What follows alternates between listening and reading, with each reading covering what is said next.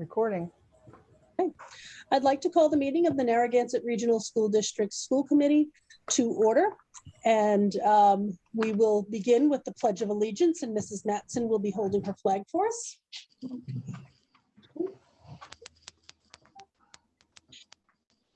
I pledge allegiance, to the flag of the United States of America, and to the republic which it stands, one nation, under God, visible, with liberty and justice for all. Oh, that makes it hard with the delay. That doesn't get easier. I'm not sure. We probably sound much better in person is what I'm guessing. I do just want to announce that the meeting is being live streamed and recorded. We have the link to our Zoom webinar for people to watch our proceedings tonight. And we are recording this so that it will be out on our YouTube channel once we're able to get the file processed and uploaded to the district YouTube channel. So I'm going to hold off on the minutes of February 9th. They were not completed with enough time for everybody to review, so we'll push those off. But we will go to bills and payroll. I would entertain a motion to accept the bills and payroll warrants as presented. So moved. I have a motion by Mrs. Smith. Do I have a second? Second. And I have a second from Mrs. Matson. We will do any questions or comments. I'm sorry, we'll start there. Seeing none, we'll do roll call. Mr. Marks? Yes. Mrs. Smith? Yes. Mrs. Matson? Yes, I heard her. Mrs. Nimanchura? Yes. Okay. Mr. Mason, I don't know if you joined. We're taking a vote on the bills and payroll. I don't know if you were on enough with enough time to hear and want to vote on that. Yes. And, Yes. Yes. Okay. And Mr. Mason says yes, and Mrs. Hughes says yes. So that was unanimous. Let me just write that down. And I apologize. I do want to give a roll call of who is actually on this call. So for the school committee tonight, we have Mr. Marks, Mrs. Smith, Mrs. Matson, Mrs. Nimanchura, Mr. Mason, and myself, Mrs. Hughes. We also have Dr. Casavant, our superintendent, our assistant superintendent, Kate Calise, our business manager, Anne-Marie Geister, our admin executive secretary, assistant extraordinaire with every single title we can put on her, Mrs. Varney. We have Mrs. Parker from the NDEA, and we also have Matthew Hughes tonight, who is on our Warrior Council and will be stepping in for our student representatives so that he can give us an update to what is going on at the school. So without further ado, we will move on. Okay. Madam Chair, if I may, I think that Miss Matson is frozen. And I think we're getting some feedback from her. I don't know if we can mute everybody. I'm going to Okay. mute everyone. If you could just make sure you unmute yourself before you talk, because that'll. Yep. I see Lori's not frozen anymore, so you muting yourself, I think, She helped your muted. Okay, video feed. So, all right. I'm glad next week we'll be in person again. But I do hear still background noise. It's not here because there's nobody here with me, but all right. Anyway, so our main order of business tonight is our budget hearing. So this is our preliminary budget hearing, really to introduce the community to what we're looking for FY23. So I'm going to open the budget hearing, and I'm going to turn it over to Dr. Casavant and Ms. Geister to do our presentation for the budget hearing. I do want to announce that Mr. Mason did join. I think, I'm not sure the exact time, 6:00 something. And I see Mrs. French has just joined us too. And I have that at 6:06 for the records. So without further ado, I will turn things over to you, Dr. Casavant, and Thank you, we'll Madam. go into our budget presentation. Thank you, Madam Chair. We're gonna try to do a little bit of technical magic here. So what I'm going to do is Anne-Marie is going to share the slide presentation.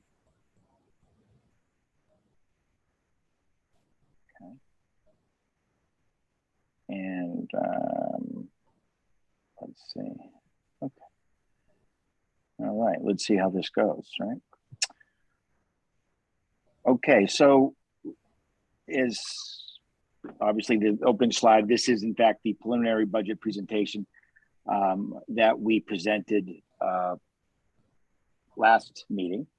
And as we did last year, if you could change slides, Emery, we always identify the district priorities that the budget is hopeful to address. So we are always looking to meet the needs of all students, including those with academic and social emotional needs, maintain current class sizes at the elementary school, and improve our ability to make student college and/or career ready.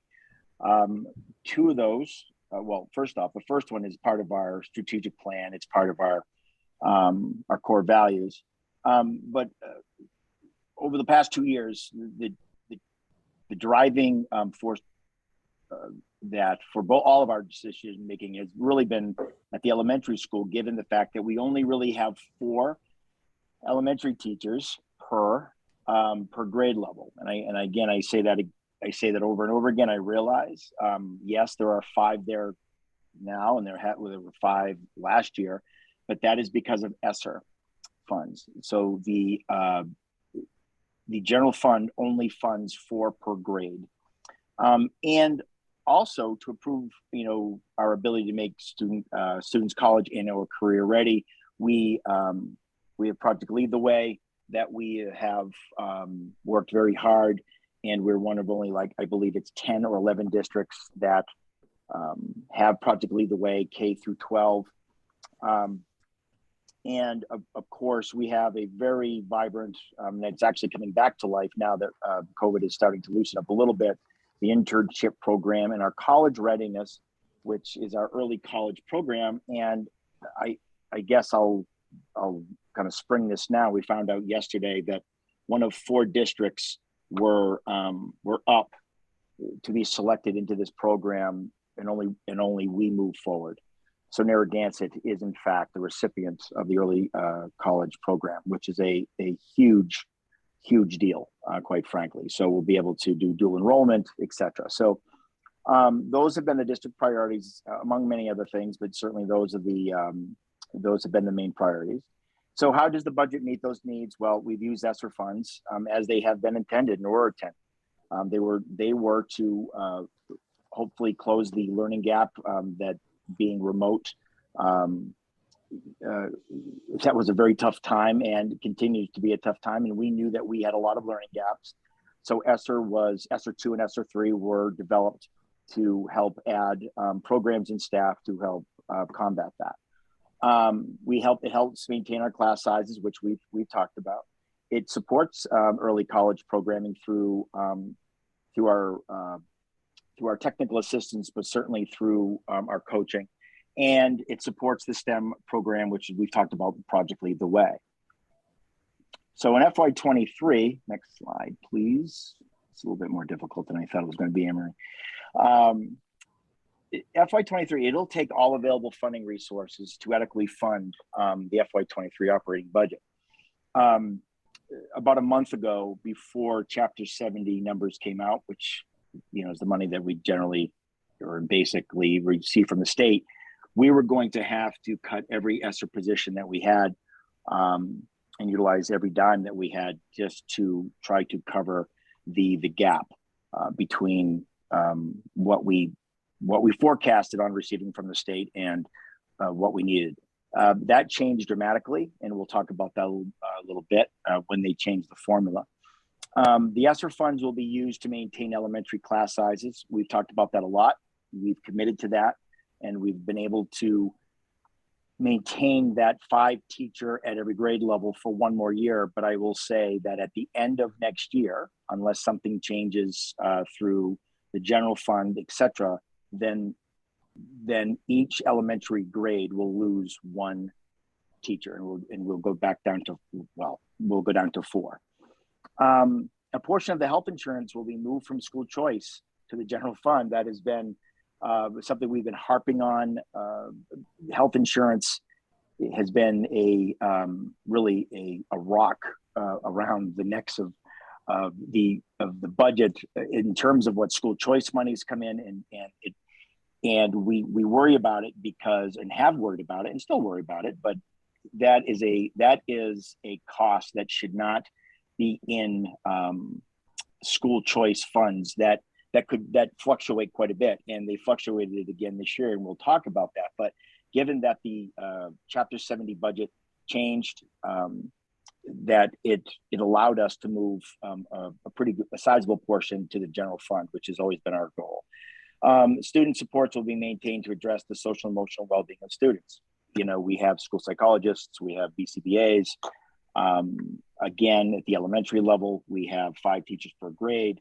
We were able to add a reading unified art, as I'll call it, but to help out the middle school, and we had coaching at the high school. So we, in fact, used ESSER monies, you know, quite frankly, like a weapon, and used every dime to help meet our expectations. Next slide.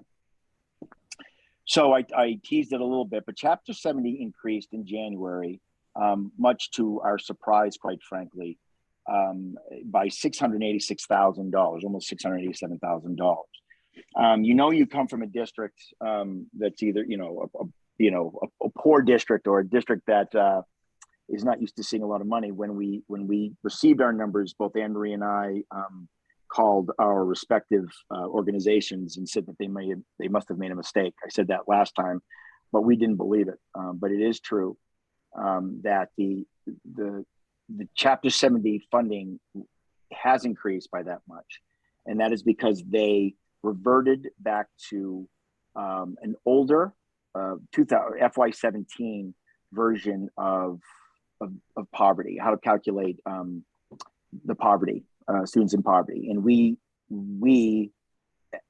and this isn't something to be happy about, but with that formula change, we increased our students who would then be identified as needing assistance or at the poverty level by 124, I believe, or 123 students. That coupled with the 44 or 45 students that increased in our district overall, did something that I never thought I'd see probably in my lifetime, but it pulled us out of held harmless. And that has been, again, we've talked a lot about held harmless, but in general, the state, anytime that they may have given a percentage increase or whatever, we were not able to enjoy those increases because we were technically receiving more money than we had kids. And with this rate change, in essence, in terms of low-income students, we jumped 2 categories, which is a pretty big jump given our numbers. And we also had a sizable increase for our district anyway, in terms of population. So that coupled with all that together, pulled us out of held harmless and increased our Chapter 70 by almost $687,000, which again is, you know, it's fantastic from one end, but we certainly need to utilize those funds in a manner in which they're meant, is to address their needs as well. But so that is the reason why we did not have to cut every single ESSER position that we initially thought we would have to, because we had no idea that we were going to receive $687,000 additional dollars through Chapter 70. Okay. So the next slide, please. Oh, you're already on there. Okay, sorry. So our number of enrolled students took quite a dip, like everyone around us, quite frankly. FY21, we talk a lot about that.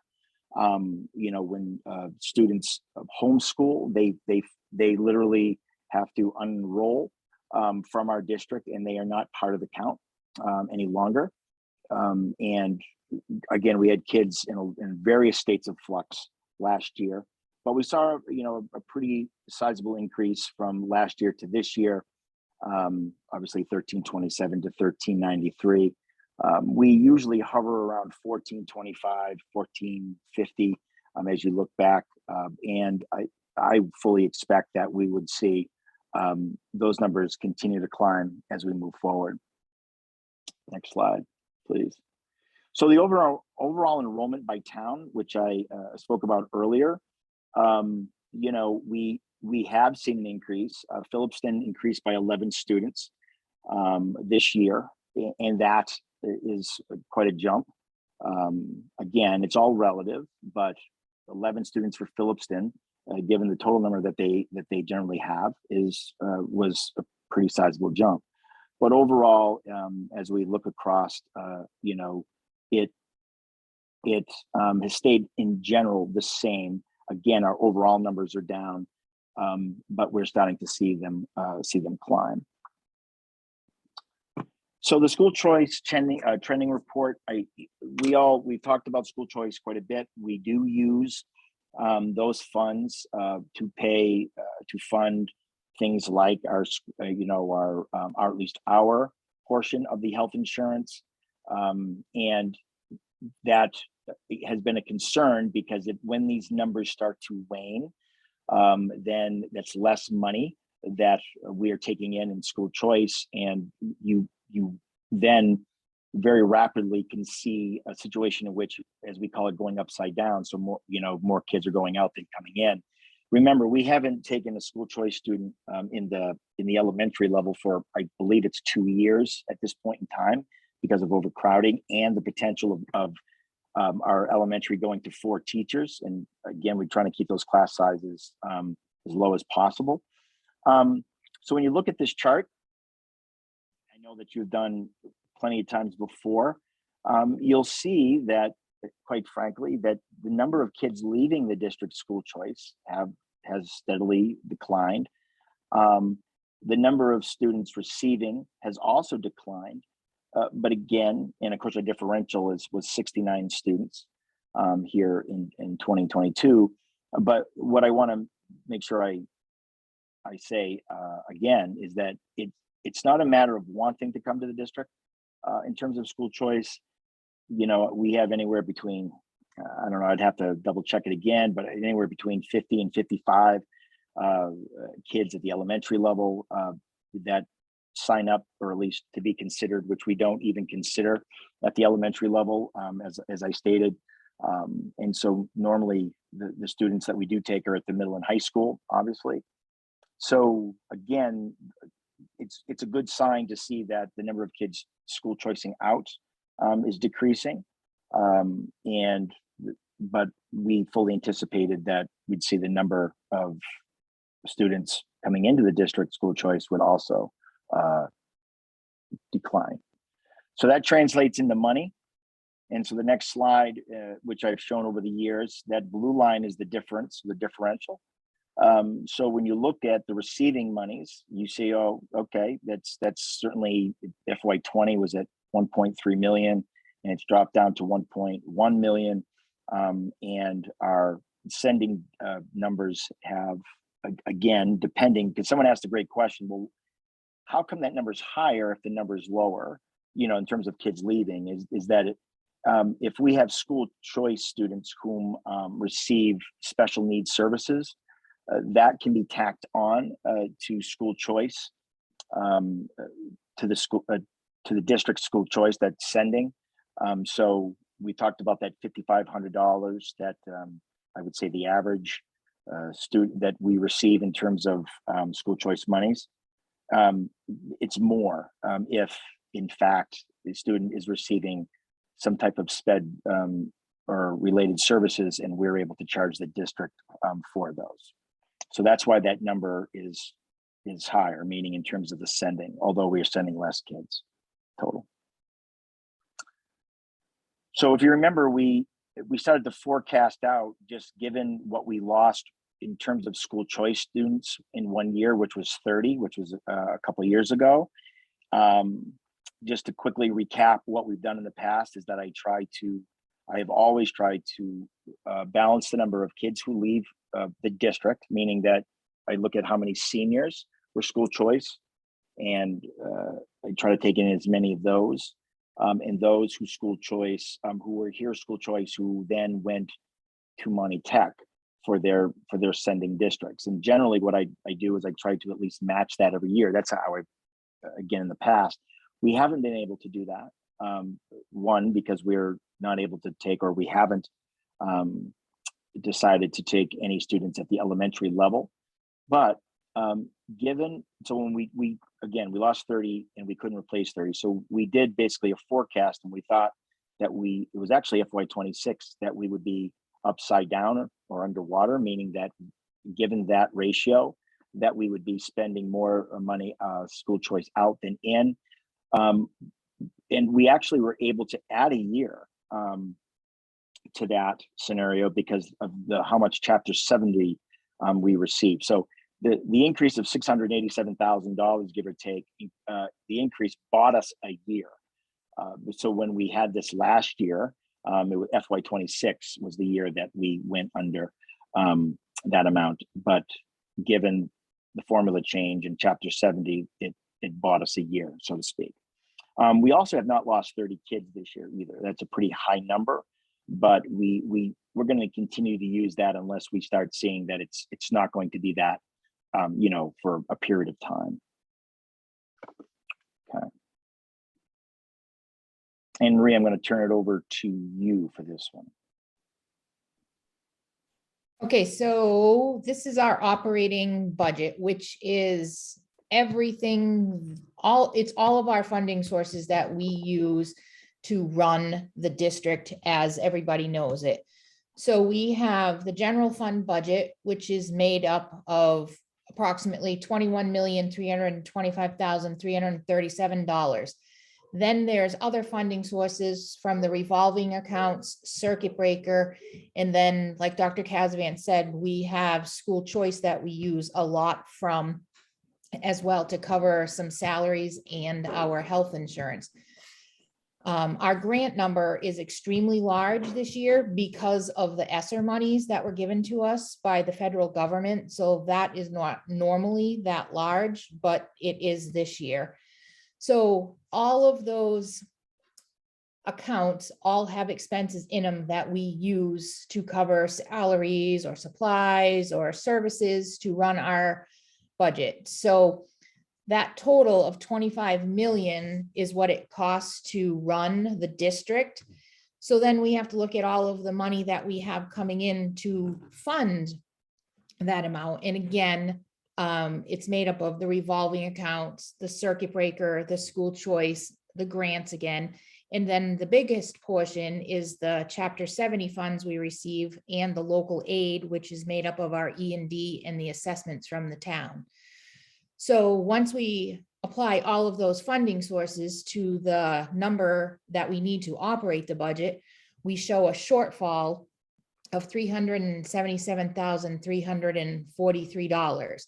So we're able to make that shortfall up this year by a reduction of some of the services that ESSER has given us for the last couple of years. So those reductions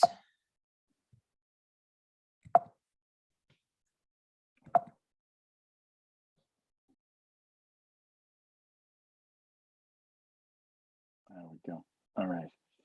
So ultimately, as I had said before, well, I've said on many occasions that when we first received ESSER 3, we knew that we would have to cascade. We would have to cascade the the amount of money first off that we're spending, and that really equated into positions, right? And so when looking at that this year, and certainly these are the positions that I'll talk about here in a second, given what we thought that we would have to do, which was literally cut every single position that was funded through ESSER. So that'd be all the elementary, that'd be, every one of them, that the additional Chapter 70 certainly saved the day, so to speak. But alas, we had to make some tough decisions. And so the positions that we chose to cut at this time was an elementary intervention teacher. I can go back into that because I'm sure that there'll be some questions about that. A middle school intervention teacher, the high school academic coach slash music, I almost said miscellaneous, pardon me. An elementary coach, a custodial position that was vacant. So we just simply did not hire it. And if you remember the FY22 budget shortfall that the towns had voted to utilize, but then the state turned around and said that they couldn't, given that we utilized those funds to quote unquote balance. So when you start looking at the positions, we had to make a decision, really, quite frankly, in terms of, and we did not cut all it's not like we have no interventionists at the elementary school. We do, but we had to make a decision there, quite frankly, in terms of where was our greatest need. And we made that decision. We feel that, and our data supports the fact that we need more concentration and more assistance in literacy than anything else. And so we made that. That's the decision we made. The intervention at the middle school was the unified art position, so to speak. Again, it was reading, but we think that we were able to utilize other services and other supports to take care of that. The academic coach, high school academic coach, which really was a 0.6 position. Again, I already talked about the custodian position. So all in all, there were some moves that needed to be made, and some bumps that had to be made. And we actually had 2 natural openings through a retirement, and someone was bumped into existing positions. So, all in all, we knew that this was going to happen. This is not a surprise. We forecasted it last year. We certainly didn't know at that moment in time what they would be, because you never know until you get there. But these are the positions that we decided on at that time to help balance the budget. Do you want me to continue, Madam Chair, or do you want me to pause? How do you want me to? Well, we actually do have a question. I know usually we wait till the end, but I think it might be best to take the question now, only because it has to do with something you've already gone over, so we don't have to go back. The question was from JM, and I'm not certain who exactly it is, but they were asking if the decline in school, it says student choice, but I'm thinking it means school choice, correlate to the general shift to homeschooling.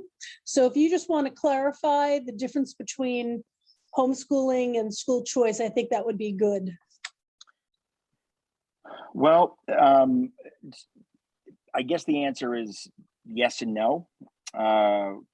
We traditionally, and we've used this number over the period, a couple of years, that we generally have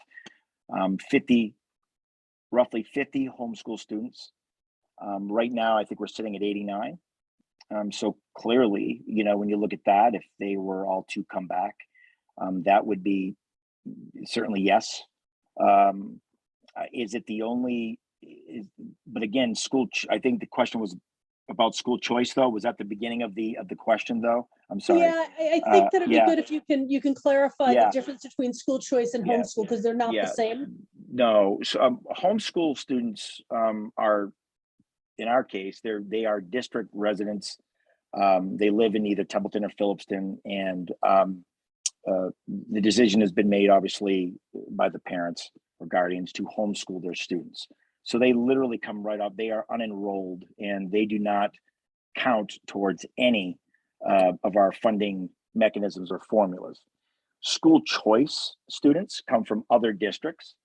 And again, I'll just use the $5,500. Districts receive $5,500 for a school choice student, unless there's some type of special needs services that are also tacked on. But the sending district, so if we were to send somebody to Gardner, we don't send, but if there's a school choice student from there, from say Templeton to Gardner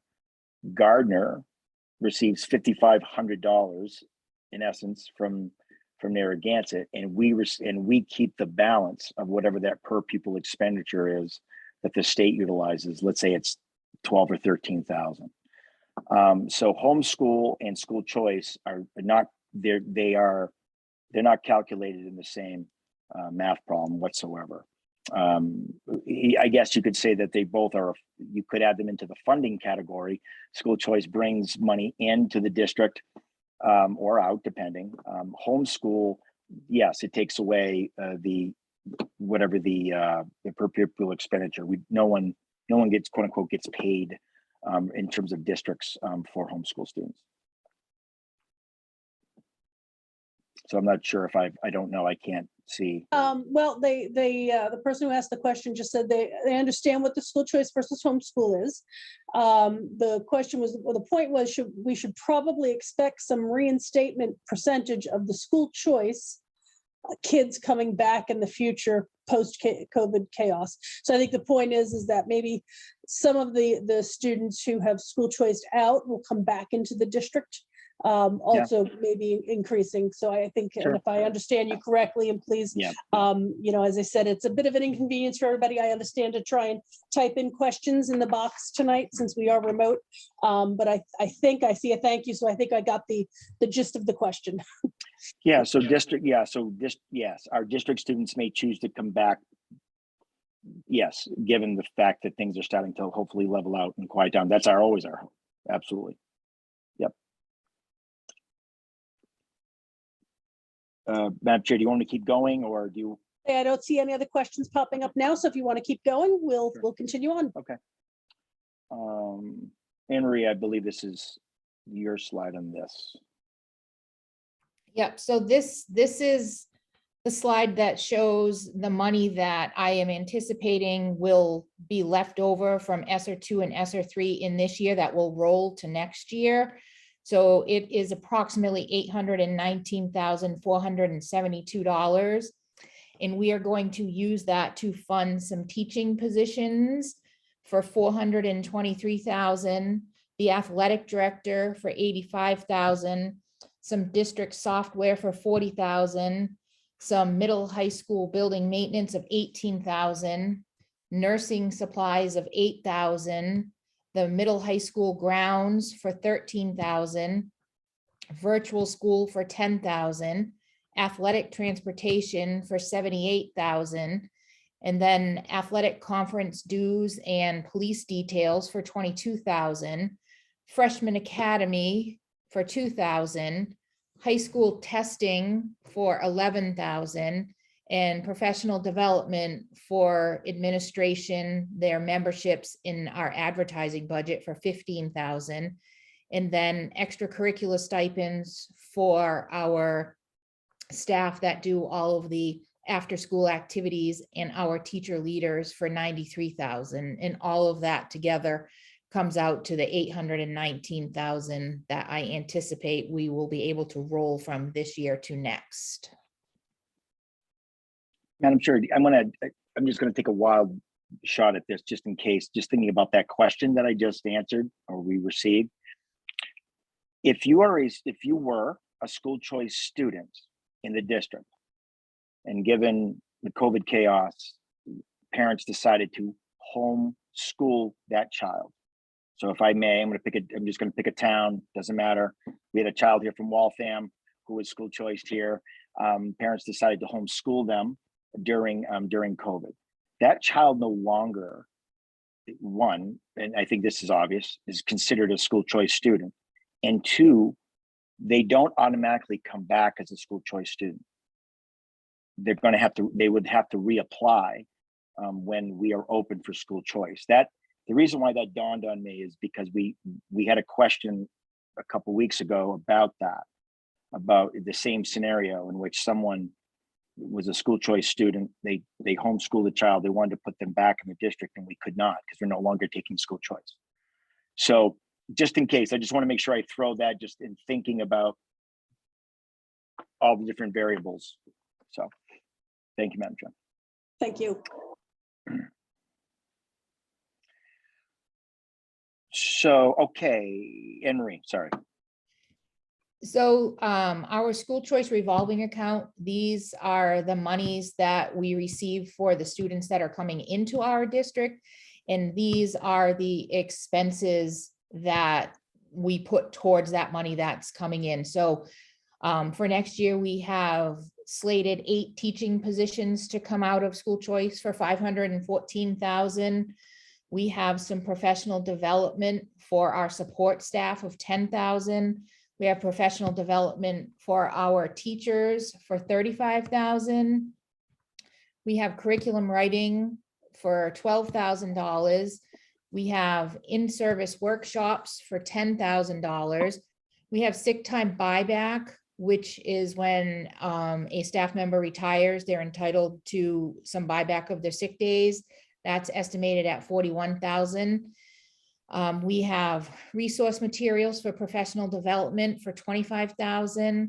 We have the courses at Mount Wachusett that our high school students get to take advantage of for $10,000. Field trips for $4,500. And then one of the big ones is our health insurance, which is $332,000 for next year. That normally has been $500,000 to $600,000. So that extra Chapter 70 money has helped us move this in the right direction. And then we are going to try and use some of that savings from the health insurance on technology upgrades of $25,000. So the total of everything that we're anticipating is $1,019,628 of school choice money to be used towards those items.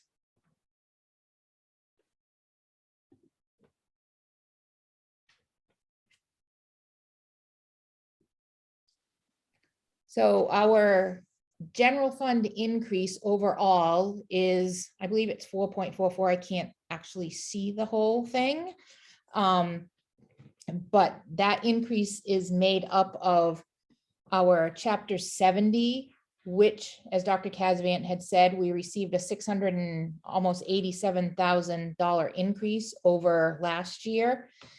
Our charter school reimbursement has increased by $39,000. And our Chapter 71, which is our regional transportation, has increased as well by $89,000. And our total state aid, we're looking at an increase over last year of $815,745. Our town assessments have increased by almost $45,000. Our Medicaid is very unpredictable, so we're holding that steady at the same $245,000. In our E&D, we are using $500,000 of the amount certified in FY21 to fund this budget. So our total income for our FY23 budget is $20,947,994, and that gives us a budget increase over last year of 4.44%.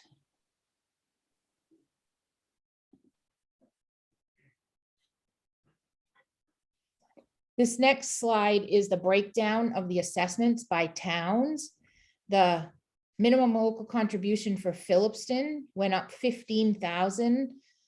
The additional appropriation is up $42,000, and their transportation went up $8,000. The biggest reason for this increase is the 11 students that the enrollment increased Phillipston by. So it brought the split up almost 1% difference between the two towns. Templeton's minimum local contribution went up $188,000, and their additional appropriation only increased by $1,581, and their transportation assessment actually went down by $11,000. And that again is because of that little bit of a difference in the split between the percentages of enrollment for the students in each town. So it gives the overall percentage for Phillipston, their increase is $66,299, which is an increase of 4.02% over last year. And Templeton's increase is $178,596, which is a 2.5% increase over their assessment for last year.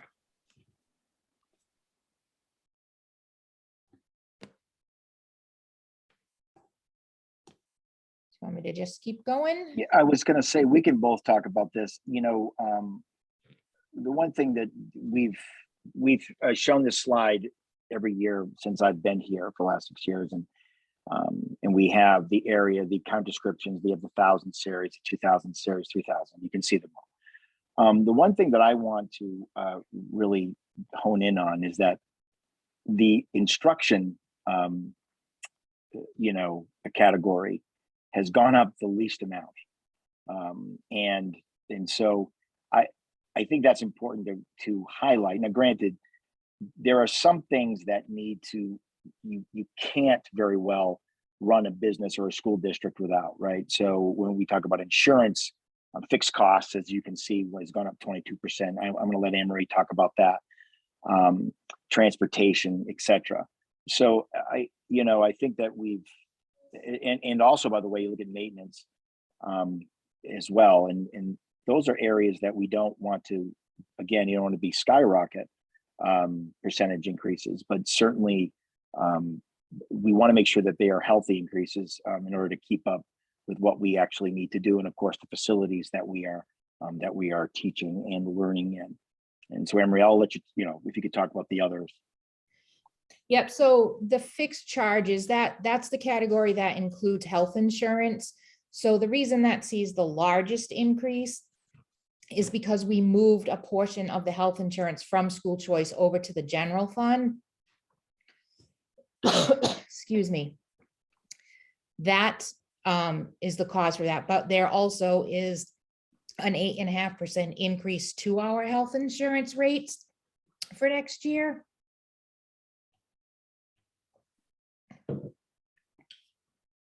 Our maintenance shows a decrease because we moved it over to the to the ESSER funds.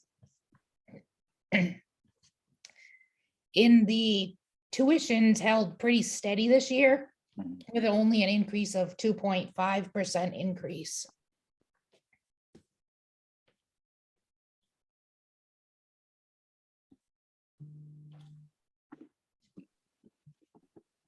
Oh, okay, sorry. So as you can see, yeah, I'm sorry, I was going to give you a break, Anne-Marie. Yeah, Go ahead. Worcester Regional Retirement increased 9.31, and we really thought that we, when we were planning the budget, again, you have to aim high, especially for retirement, and it beat our projection. Again, I mean, it's almost a 10% increase, as you can see. The employee health insurance, will increase 8.5. The big piece here, and I want to highlight this because it is a big deal. It really is that $200,000 of school choice health insurance is moved to the general fund. Again, it is not, and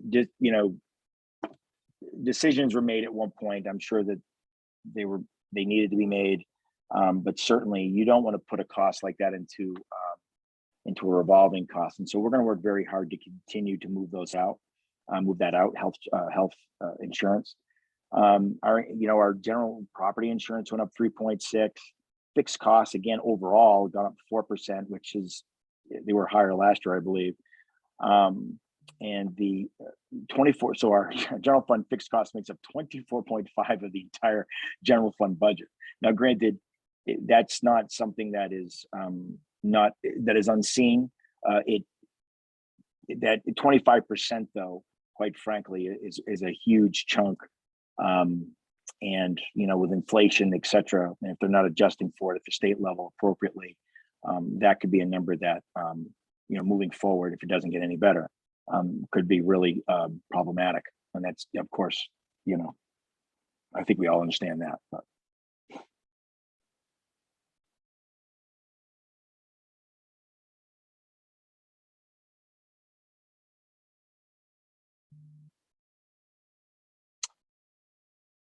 really what this is, I'll keep going. It's just a breakdown over the last, 5 years. And, as you can see, and again, I'm going through these years, but with the exception of FY20, we've been able to really, it's not always a great thing, I guess, from the school's perspective, but we have been able to limit the percentage increase, to our member towns. Again, Phillipston's assessment went up more than it has for the last couple of years, and that has to do a lot with the number of students that increased in terms of its total enrollment from Phillipston.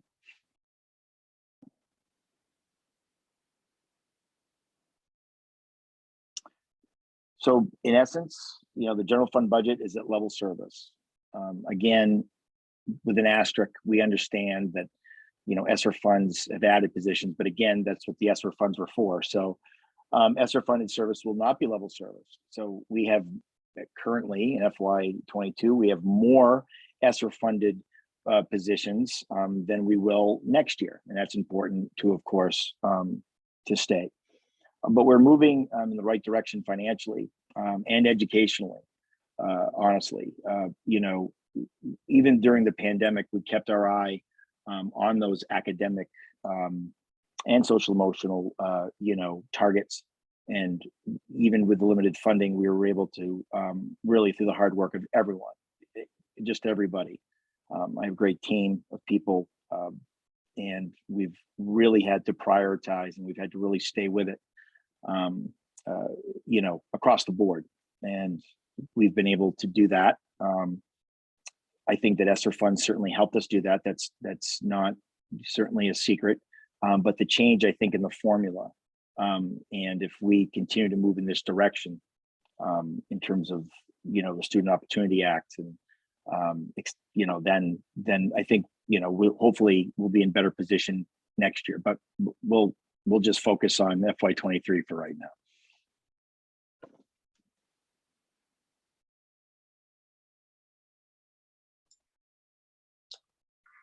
Great. Is that that's the end of the presentation? I just want to make sure. Yes, I'm sorry. And that I thought she was gonna go into questions. I wasn't sure what, but yeah. Okay. We do have one good question here from Cassandra D'Angelo, who is asking, if Phillipston has 11 new students, how many more students does Templeton have to get these numbers? I happen to be just looking at the draft of the income sheet, so if I could certainly just give these numbers real quick to show the percentage changes, because that's what's driving that shift. So, but it's not just 11, because what we base it on, and Anne Marie, if you pull yours up just to make sure I'm telling the right story here, is October 1st enrollment numbers, and that's how the assessments are calculated. So it looks like for FY22, which is this current operating year, I'm going to give the percentages first because I think that's important to see the shift. That'll give the absolute numbers. Templeton had 86.03% of the students, and Phillipston had 13.97%. And for FY23, where we're headed with that October 1st of the previous year, we're so far behind when they count these students. Templeton's percentage went down from 86.03 to 85.28, and Phillipston's went up by 13.97 to 14.72. So there was an absolute shift in students from the October 1 enrollments of 20 actually in Phillipston, because that was October 1 numbers, where Templeton raised 15, so 58. But percentage-wise, that's the shift. 86.14 went to basically 85.15. So that 1% is what's making up most of that difference. And I think maybe if we could make a note and put maybe a slide in the next in our final presentation that just maybe shows the enrollment numbers, it might help to for anyone else who might have that same question, if that makes sense. And Cassandra, I hope that answered your question. If not, you can just put a chat in there, and we'll try to get you whatever information that would make sense. She said, thank you. So hopefully that was good. I do have a question in the Q&A, and it's from Anonymous. Now, normally we wouldn't take an anonymous question. I'm going to entertain this, but I do ask that if you have questions, please identify yourself, because in a normal hearing, we would take a name and where you live, and that would be part of the requirements. As I said, I will entertain this. I don't know if we'll have an answer for you this evening on your question, but I will read what it says. It says, in regards to the removal of the high school academic coaching music position, do you have plans to reduce the middle school music staff to 1 in order to still provide the high school students with music during the day? With a dedicated group of student musicians, taking music during the day away for those high school students would likely drastically affect the well-being of those students, some of whom are so deeply rooted in the music department that music is the thing that they look forward to during the school day. As well, in conjunction with the building we are doing at the elementary and middle school levels regarding our music programs, removing the high school position makes it difficult for us to continue our scaffolding and build a successful district-wide program. So I don't know if Dr. Casavant, if you'd like to just comment on that question. Oops, sorry. For some reason, my video, there we go. I think the short answer is, that I would fully anticipate that there would be either a move or some type of collaboration. Right now, I want to leave it up to both the high school principal and the middle school principal to figure that out. We know that how hard that the program is working. I want to go back in time and say that the position absolutely was saved last year, and it was able to be funded because of the ESSER, because of it was a coaching position, right, which fit under the ESSER category. So I don't want to speak out of turn, quite frankly. I've spoke with both middle school and high school. They realize that they also have to offer electives at the high school. And music is very, very important. So, I would think that will be the final decision, but that's more to come. I don't want to overspeak it at this point in time without actually having a plan. Thank you, Dr. Casavant. So yeah, that seems fair. That will allow the administration to work collaboratively to come up with a way to fill whatever gaps that makes sense. So I don't see any other questions out on the chat or the Q&A. I'm going to open up to the school committee or any of our other panelists if you have a question that you'd like to pose for Dr. Casavant or Ms. Geister at this point. And I know I'm going to kind of cheat and say we, the school committee, saw this at our last meeting, so I think we asked a lot of questions then. I don't see that anybody has any questions. So that being the case, I am going to declare that this preliminary budget hearing is now closed. So we will conclude this part of our agenda. I thank everyone for following along and for the questions that you asked. It always helps for us to know what the community wants to know and what we can do better in presenting. So thank you for offering up your thoughts and questions as we moved along. The plan is next week, we will have our final budget hearing and our certification vote, if that is the will of the committee. That's the plan at this point. So that will be in person, 6 o'clock in the Kiva.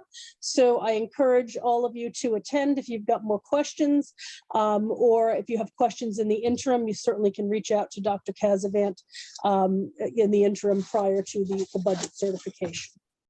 So again, I thank you, and the budget hearing is closed. Whew. So thank you, Dr. Casavant and Ms. Geister, for that presentation. It was very helpful to understand where we're going, and we appreciate the information. And I say this kind of tongue in cheek. We look forward to hearing the same information next week again, but hopefully to a wider audience that will be able to attend in person and ask some good questions. So thank you. Okay, next up on our agenda, we have student representative. As I mentioned when I did introductions, this evening we have Matthew Hughes with us, who is representing Warrior Council, which is an unelected body that was formed at the high school. He's here to fill in for our student reps, which are just not able at this point to attend the meeting. And we really want to hear what's going on in the high school. So I'm going to turn it over to Matthew to give us an update from the students, what's going on. And I know, Mrs. Varney, you'll get a copy, I believe, of his statement afterwards. So if you haven't already. So Mr. Hughes. All right, thank you, Mrs. Hughes. So as many of you are probably aware, we are rolling through February break a little bit faster than I would have hoped. But prior to the break, all school events were in full swing, from athletics to clubs to the music program. As mentioned, the winter athletic season is coming to an end with successful seasons from all of our teams. The girls and boys basketball teams played their final games on Monday and Tuesday, respectively. The track teams recently competed in the mid-watch league meet, with the girls team coming in first place. Congratulations to them. Many members of both the boys and girls team qualified for the district's meet, and many even medaled and placed in the district's meet, continued to go on to the state's meet, where multiple athletes took very good placing in their respective events. 2 athletes even qualified for the national meet. That would be Kylie Marion and Emily Kilberry. So good luck to them as they take on the highest level of competition. And, it's a really good reflection on our school's athletic programs. So the next note that I have is that the hockey team is currently on a playoff push and has been playing very well all season. They just recently, I think earlier today, played in the Central Mass Class C finals. Unfortunately, they lost the game, but it's a huge honor for our school to be playing for such a great, a great level of competition. The cheerleading program has been competing for, I believe, a week or two now, and they have already gotten off to a hot start, with both the middle school and high school teams taking first place at the South Hadley Invitational and at last weekend's meet at Wacona High School. They're hosting cheer camps for kindergarten through 4th graders and have had over 70 participants so far this week. So thank you to all of our athletic programs, and keep putting in the hard work. The extracurriculars in the school have also been coming into full swing, with video game club, chess club, and board game club all meeting frequently in the library to play games and, just have fun, because who doesn't love a good game? Volunteer club has been holding meetings to organize service opportunities in the community. Common Ground's been meeting as a place for all people in the building to feel welcome and included. Art Club will be holding its first meeting once school is back in session next week. Ski Club's been trekking up to Mount Wachusett weekly, weather permitting. I know that last week they had to cancel because of inclement conditions, and, they're just looking to tear up some powder. The National Honor Society recently held a Candygram fundraiser for Valentine's Day to give loved ones and good friends some candy hearts, and they look to hold a Penny Wars competition sometime next month, get the school community included. Mu Alpha Theta has been preparing for Pi Day festivities. I know that was something that was just a good thing to look forward to before COVID so rudely came in and ruined a lot of the school community things. So be on the lookout for Pi Day updates. English Honor Society has been volunteering a lot of time to catalog and organize books in the Templeton Elementary School library, which has been helping out a lot down there to, just get the reading going. Warrior Leadership has been contributing to the Gansett community, providing daily announcements, School Spirit Instagram account, and a few other service projects like the Backwood Anglers Club, I believe it's called, held by our very own Cancelata. So he's been getting that going for all of the aspiring anglers in the Gansett community.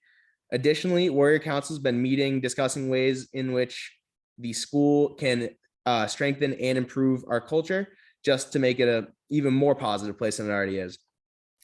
Gansett Music's been gearing up for another successful year. Recently, they held a Wendy's fundraiser in the Athol Wendy's, and 30% of the money raised came straight back to the music program. So that was very successful. Additionally, color guard clinics have been hosted weekly in the school. The marching band looks to perform in a St. Patrick's Day parade in the month of March because, that's when the holiday is. And as the end of the year approaches, the senior class has been looking to iron out all things senior week, prom, the likes. Prom will be hosted at Hidden Hills on May 21st for the senior and junior classes. And that's all that has been going on in the schools, to my knowledge. I'm sure there's things going on in the middle school and elementary school that I'm not exactly in touch with. But yeah, that's the district as of now. Great, thank you, Matthew. Anyone have any questions or comments? That was a lot of information. Awesome job, Matt. Well done. Thank you. Great, well, thank you. We look forward to your participation and keeping us up to date with what's going on around the high school, and hopefully you might even be able to expand and talk to us a little bit about middle and elementary school as well, as you reach out to get some input. That would be great. So thank you. Thank you. And thank you for stepping up to provide us with the information. As I said, unfortunately, our student reps have been had issues with work and a few other things, and it's been very difficult for them to get here, but they knew they wanted some representation, so they reached out, and Warwick Council was able to provide someone to come report. So thank you. Great. All right. So next up we have Ms. Parker from the NDEA, if you'd like to offer any update. Hello.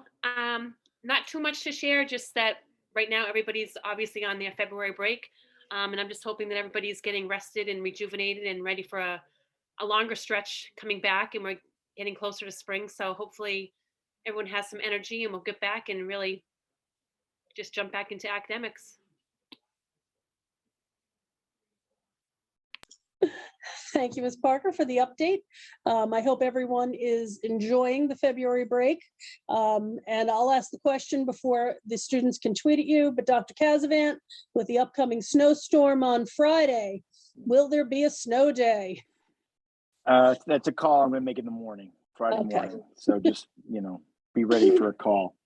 All right, yeah. 5-ish, we just go to 5-ish. Yeah, I'm sure the tweets are coming now, but no. Yeah, we're going to give them the day off. You know what? They've been a good group, so we'll give them the day off. Thank you. Great. All right. Next up, we've just got some ongoing business. We have our mask policy vote. As we talked about at our last meeting, which was, I believe, the day that the commissioner had come out and discussed, what his mandate would be and how it was changing. We knew that we were going to need to address this. So first off, I just wanted to thank Dr. Casavant for pulling together a whole host of information from various sources for the committee, so that we could review it and get opinions and thoughts from everyone, from the nurse to the administration, et cetera. So I just want to say thank you for that. And what I'd like to do is, based upon the information that you've shared with us, just get some information from you on what your recommendation to the committee would be, so we can take that into consideration as well as we move to discuss the mask policy. Yeah, I think that quite simply, we have followed the DESI guidance from the very beginning, and we've used that as our reasoning, which is the right thing to do. So I see no reason why we wouldn't follow the DESI guidance.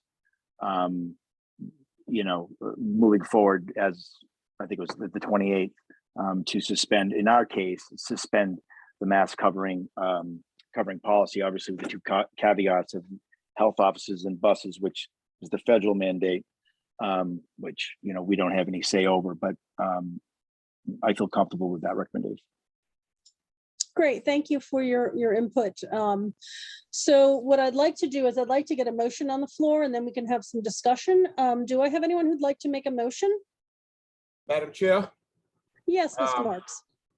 So given that the superintendent has the authority to mandate a mask wearing at any time, I'd like to make a motion to rescind the current mask policy.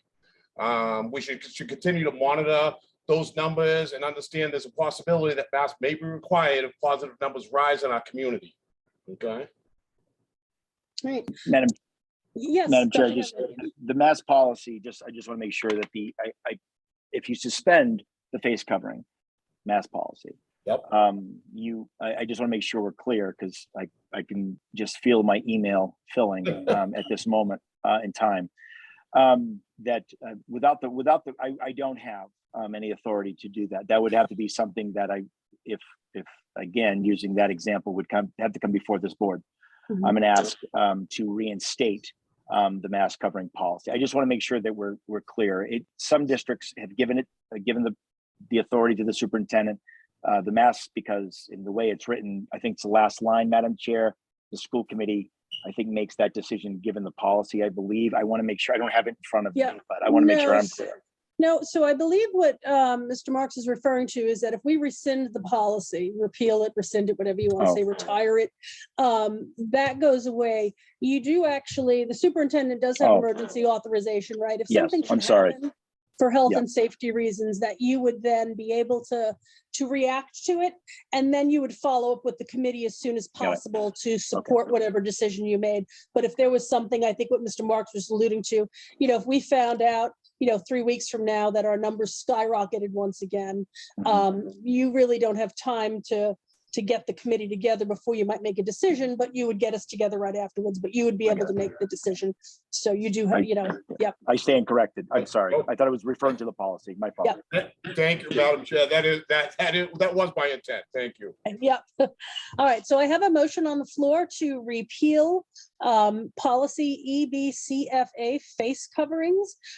Do I have a second? Second. And I have a second from Mrs. French. So I'm going to put it out to the committee. What questions, comments, or concerns do you have? I just wanted to generally share something I learned when I was I did a lot of research as to, what's the right decision here, because I'm a big believer in making science-based decisions. And frankly, when it came to when is the right time to unmask, there was nothing. There was nothing out there. No experts are providing here's the level of vaccination along with the level of, local rates, along with the number of cases in the schools. There was nothing. And I agree that it's our responsibility to paint a path forward at this time. So for those families for whom still feel that masks are necessary and important, what I did want to share is one of the things that I learned is that one-way masking has now been proven to be very effective, especially if you are both vaccinated and masking. And that if you can invest in a mask like an N95 or KN95 adults, but for kids, there's also what's called a KF94, I learned. And that comes in kid sizes. And that's the paper mask that's most effective for kids. So I know that this is going to be uncomfortable for some families. And I want to make sure that I shared a little bit of what I learned in terms of what's out there and available, that, one-way masking is proved as working, particularly when it's a combined vaccination plus masking. For those families that still feel they need to mask, because that choice is available to families just because the policy goes away, and that there are those options, and particularly it's the KF94 mask for children that fits children's faces in terms of the safest mask that's out there. And again, I'm reading off of what experts have recommended. These are not my personal recommendations. Great. Thank you for sharing that, Mrs. Smith. Oh, go ahead, Mr. Marks. Yep. Yeah, I actually just want to follow up on what Ms. said. I also want to reiterate that the fact that if certain students choose to continue to wear masks, the district will continue to support these students in every way that we can. So I just want to make that very clear. Absolutely. So I would hope that it would go without saying, quite frankly, but I wanted to get the vote first before I went ahead and made some statement. But clearly, if the committee is so moved to suspend the face covering policy, then staff and students, any staff or student who wishes to wear a mask would certainly avail itself to do so. And that's without question. I've also received some questions about, well, what if, students start making fun of those kids? Well, that's covered under the handbook, because if folks are going to start making fun of kids or harassing them, bullying them, etc., then it would simply fall under that category. I have to tell you though, I don't, and I mean this, I don't feel that there will be, I don't think that there'll be a lot of that. There won't be that much of an issue with that. I think that kids understand that it's their choice or their parents' choice, whatever the case may be. So I don't really see much of an issue with that. We have good kids, we have good parents, and I don't think we've had any problems with people making a choice. So yes, if that so is the will of the committee to suspend the policy, then that will also be messaged out that of course that if you want to wear a mask and you feel safer to do so, then please do. Any other questions, comments, concerns by the committee? Okay, seeing none, we're going to go to a vote. So the motion on the floor is to repeal the current district policy, EBCFA, face coverings. Mr. Marks, how do you vote? Yes. Mrs. Smith? Yes. Mrs. Matson? Yes. Mrs. Nimanchura? Yes. Mr. Mason? Aye. Mrs. French? Yes. And Mrs. Hughes says yes. So that was unanimous that the current face covering policy has been rescinded. Dr. Casavant, if you just want to give your what to expect on, I guess, Monday, the 28th would be? Monday the 28th, there'll be no expectation for students to wear masks other than those who wish to wear them. If they are taking the bus, they must wear them on the bus ride. And I believe health offices, although that is clearly stated in the guidance that we have received. So if they were to come to the nurse office for whatever reason, they'd have to put on a mask. So other than that, we're going to communicate that out before Monday, obviously, but we'll be putting a letter out in regards to that piece. Great.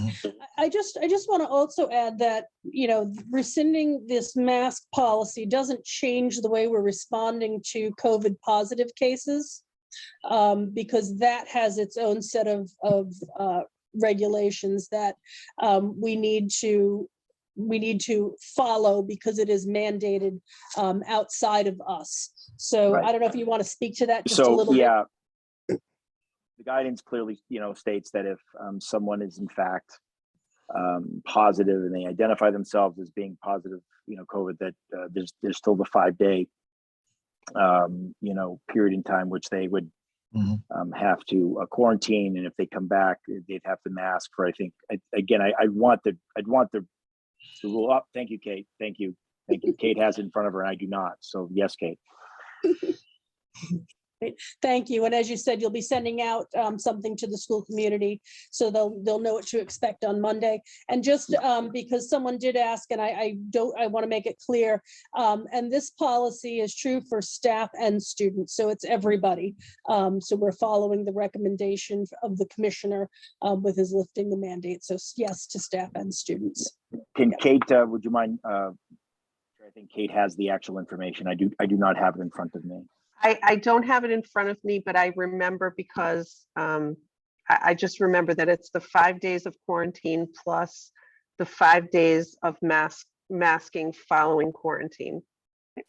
Okay, great. And as I said, I'm sure you'll send all of that specific details out so people know what to expect. And again, I just want to reiterate, federal mandate is you must wear it on the bus. That is not under our control. It is a federal mandate. And the health office's piece, again, I believe that's a federal mandate. Is that federal or state? I think it's federal and state mandated, if I'm not mistaken. So really what we're left with is just the things that we are required to conform to because it's the greater, arm twisting ours. So, all right, well, thank you for that vote. And we'll look forward to your communication, Dr. Casavant. Next up, we have the business manager's report. Anne Marie, you've posted the reports up here. Was there anything you want to highlight? And then we'll take questions from the committee if there are any. I don't think so. I don't know if anyone had a chance and they have questions, but we went kind of over them before they were posted at our last meeting. So I don't know if there's any questions that anyone has. I could answer those. Does anyone on the school committee have any questions at this point? I do not see anybody, so thank you. Obviously, if anyone does have any questions as they review this further, please just reach out to Anne Marie and she will answer your questions. All right. School committee comments. Do I have any comments from the school committee? Nope, I think everyone wants to get back to February vacation, so that's fair enough. There were no other items at this point that came up within the 48 hours before this agenda was posted. Our next meeting, as I stated already, is March 2nd, which is next Wednesday, 6 o'clock in the Kiva. It will be in person. That will be our final budget presentation. The entire meeting will focus on one last time with the presentation, and then if it's the will of the committee, the certification of the budget then. We had tonight a potential executive session. We're actually going to push that off until next week's meeting. So we will not enter executive session today. So unless anybody wants to yell something out, I would entertain a motion to adjourn. So moved. So moved by Mrs. French. Do I have a second? Second. And a second by, it was Mr. Mason, but I think it was everybody. So one last roll call, Mr. Marks, Yes. Mrs. Smith, Yes. Mrs. Matson, Yes. Mrs. Neeman Shorta, Yes. Mr. Mason, Aye. Mrs. French, Yes. and Mrs. Hughes says yes. So I thank everyone for attending tonight, and we look forward to seeing you next week in person in the Kiva at 6 o'clock. Thank you. Thank you.